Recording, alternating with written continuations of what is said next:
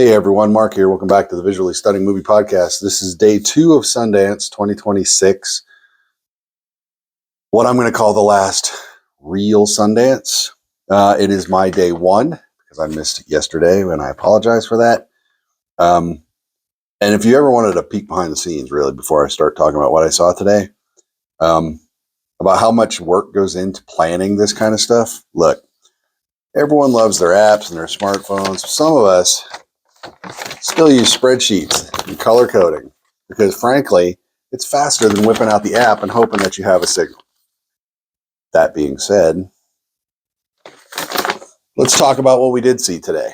I saw 4 films today. It would have been 5, and we'll talk about that. The first one was World Cinema Dramatic Competition film called Lady, about a woman in Lagos dealing with the situation in Africa and her own past trauma while dealing with a bunch of prostitutes and sex workers. I know it sounds weird. It is a really, really good movie. The actress that plays Lady, whose name I don't have in front of me, and I apologize, but hopefully by the end of the year, everyone knows it. She has such a presence when she's on screen. It is really, truly amazing every time she's on screen. After that, I jumped out of that really quickly, and I went back in the screening tent, hoping to see one of the midnight films. You know how much we love the midnight films here. Called Buddy, which is a movie about a bunch of kids that need to escape a children's show. Apparently, they turned away over 130 people. That many people wanted to see Buddy. So I didn't get to see it. I look forward to seeing it at some point because it is exactly the kind of movie that I'm just going to love. That's where I'm just going to leave that. Took a quick lunch break. Came back and watched another foreign language film. Lady was also foreign language. This one is called The Huntress, World Cinema Dramatic. And it, man, in Juarez, Mexico, a mother trying to protect her daughter. This is back in 1983 when there was a spate of girls that go missing. There was also a huge rape epidemic. So much so to the point that if a woman tried to get on a bus and the bus was empty, she knew to not get on the bus because the bus drivers were raping women, and it might not end well. Really interesting film. It gets a little messy in the third act, but not enough to derail it. It is also really good. So watch for The Huntress. When that comes out, it'll be a foreign language. It'll be subtitled just like Lady was. Sorry, folks, you're going to have to start learning to deal with subtitles because, frankly, they're making some great films that just happen to have subtitles. And that's just the way it is. Came out of that one, and I did get to see a midnight film called Saccharin. Australian horror. I have said it a million times, much like European horror. Different sensibility than American horror, than your Western horrors. Overweight woman in medical school kind of becomes fascinated by the gym instructor lady. So she wants to lose weight, but not so much that the rest of her overweight friends won't give her crap about it because they're very body positive. Point of this movie is that she is turned on to a pill called Gray by a former friend of hers who lost a lot of weight taking it. And she's like, So she takes a couple, or she takes one, bunch of weight, like one day, boom, weight. Analyzes it, figures out what it is, and she goes, it's basically human ashes. So then she starts making her own pills out of human ashes, and I will let you figure out how she gets those. But that's when things go crazy. And it becomes a supernatural thriller.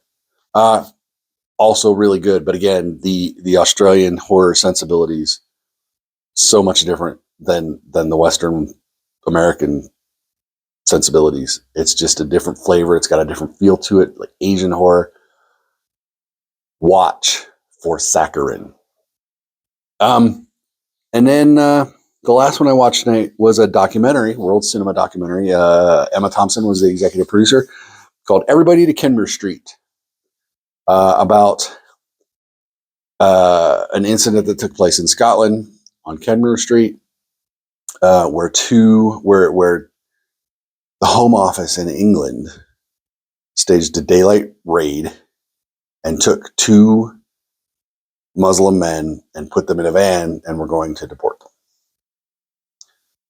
While that was happening, crowd came out, immobilized the van. One person climbed under the van and grabbed the axle so the van couldn't leave.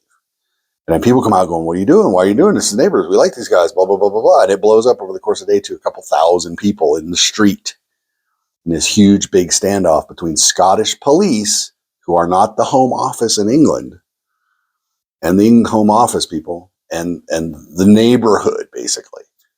And it's this documentary the whole day and how that all works out.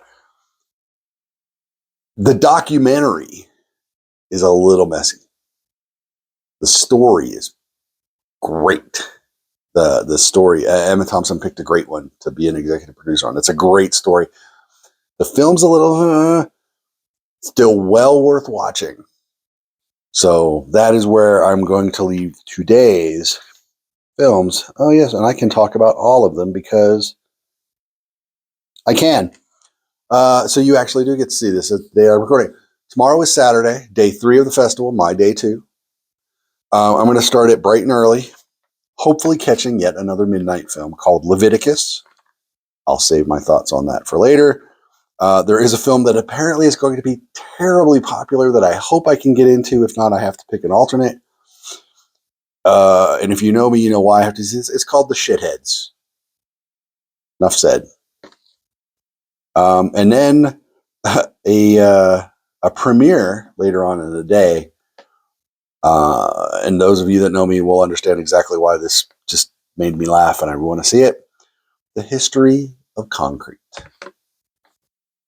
Yeah, it's right there in black and white and red and green. Look, this is the last Sundance. I'm going to enjoy my time here.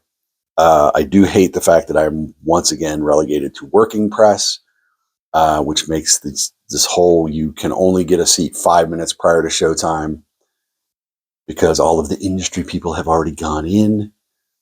Horse hockey. I hate it. I've hated it for years. This is the last one in Utah. I'm not going to go to Boulder because I don't want to go to Boulder. So I don't care what system they use over there. This is dumb. Working press are the people that are plugging your films. We're putting word out there. You should appreciate those people. I'm not the only one. I met some other people. I had to explain it to them. They had no idea that apparently Sundance is the only people that does this. Craziness. Anyway, so it's going fairly well. I got my hotel room here for 3 nights. So I'll be watching films for 3 more days before I head home. After Sundance, I'm going to sneak into a screening of Shelter with Jason Statham. And then Ryan has already seen and written a review for Sam Raimi's Send Help. I will be seeing that next Wednesday. Hopefully I like it more than he did. That's where I'll leave that. Because I haven't read his review yet. Because embargo. I'm a Sam Raimi fan. God, I want to like it so much. But yeah, so then there you go. And then we're going to start getting some more films and it's going to happen. It's going to be great. It's going to be wonderful. We're all going to have a good time. So, but that is how life has been at this last real Sundance here in Park City. Met some great people. Met some wonderful people in line all day. Wonderful people. They've been great. Wonderful to talk to. They're from here, there, and everywhere. It's fantastic. This is what independent cinema is supposed to do. Not bring in big studios with independent films. to try to steal your dollars or whatever. Yeah. Anywho, I'm done.